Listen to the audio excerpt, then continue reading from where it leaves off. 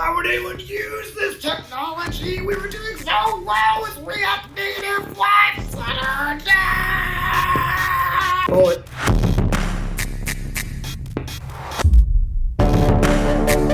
Okay guys, Flutter is terrible. Just kidding, we love Flutter. In fact, we've bet big on Flutter this year in 2020. Let's talk about 5 quick things that Flutter can really do this year, things that Flutter can drive the needle forward that's really gonna improve the ecosystem, especially from a developer's perspective this year. Okay, number 1, Dart. Dart is a programming language. It's what's being written to build Flutter applications. It's done by a brilliant mind, Lars Bach, the guy behind Java, big into JVM, big into just VMs in general. Dart misses a lot of advanced type features, things like union types and non-nullables. Now we know non-nullables are coming, and we eagerly anticipate them being part of the language. It's coming very soon, we know this. But again, Dart kind of misses on, you've got the sound cogent type system. Let's just do a little bit more with it. Let's make it more advanced. Languages like Haskell, even Swift, they do a much better job at this. Okay, 2.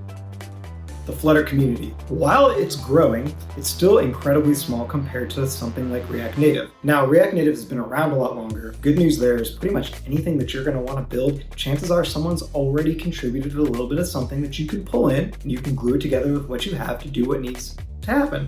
Okay, with Flutter, it's a little bit more tricky. There isn't quite as much of an ecosystem. A lot of times you're gonna end up your project is going to necessitate building a little bit more from scratch. Hey, no problem, right? We're all stand-up engineers, we can do this. It's just a point worth making. And that drives us into number 3. Some of these modules are incomplete. A lot of them kind of like haphazardly get you there, and there's tons of them that work and they work very well. There's also just a lot of them that I think can be a better quality. And that brings us to point number 4, just transitioning into some of these libraries. Again, they do silly things that we've noticed, like providing synchronous APIs for asynchronous behavior, okay? What's wrong with using callbacks? Overly simplification of things just creates a lot of bugs. It creates a lot of headache. If something is truly asynchronous, no problem, address that in the API. Don't try and cover it up with synchronous functions that are just blocking and creating bugs and just kind of like rendering quirks up in the UI. Dart has even built-in types to work with stuff like this. Okay, point number 5, the last one, and this is a serious one, that's why we saved it for last. It's one, gosh, please take it to heart. And Lars Bach, we know you're a sticker for efficiency. Flutter takes an awful long time to compile even on modest hardware. Some of us even have serious hardware, and what we've noticed is everything's great, everything's smooth. Then you pull in something, maybe it's even just kind of an omnipresent library like Firebase, and suddenly the compile time goes from 10 seconds, 15 seconds, all the way up to a minute and a half. A lot of people have noticed this.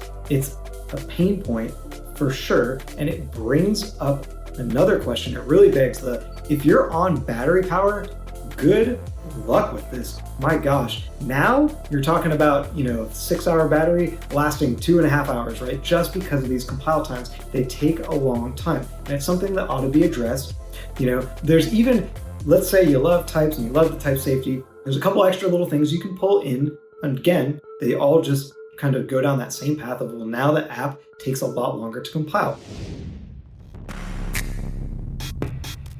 Okay, that's it, wrapping it up. We've got Dart. Let's bring in some more higher level, especially type-like functionality into the language. Flutter's community, it's gonna keep on growing. It's getting there. We know 2020, especially by the end of it, it's probably gonna be close to parity with React Native. Excellent. Point number 3, some of these modules, they're just incomplete, and it's not to say everyone who's pulling in third-party modules, all the kind of more advanced and more knowledgeable developers know that they ought to dig into those modules and just check out the caliber of developer, see this code, what it is that you're pulling in, and make sure that it works well. It's not an excuse that should be left out anywhere, even in the React side of things, the React Native side of things. Always look at the code that's being pulled in. Number 4, some of these modules, again, just keep your eyes open for if they're doing silly things, because it might be a sore point in the future and it might lend itself to something that, hey, you know what? You're better off just building it yourself. And then number 5, these compile times and the battery life. No doubt all of it's improving. We're super stoked and jazzed to see where Flutter drives in 2020. Hope to see you along for the entire ride. Catch you in the next one.